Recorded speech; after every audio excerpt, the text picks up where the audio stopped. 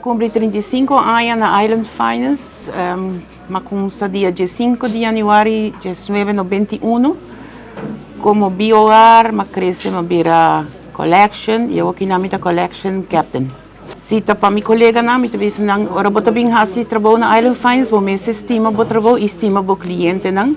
Pa anos, mas ave mesma topa cliente com 35 anos para me ajudar e estava contento de wami.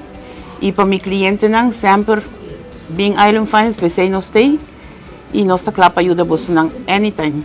Pensão, aqui 8 luna, dia 4 de outubro, me acaba 65 anos e me clapa pensão. Danke grande, me para aqui nang 35 anos, me sono lo a por atrás hasi trabalho aqui nang na Island Finance, me tenho conta com mi colega nang, mi manager, branch manager, mi manager mais alto.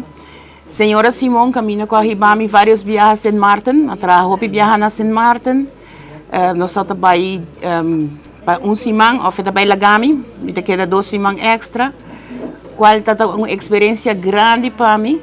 Mi asinha de Island Finance praticamente todo trabalho, mas passa de venda, de cobro, venda e eu aqui não mita de cobro.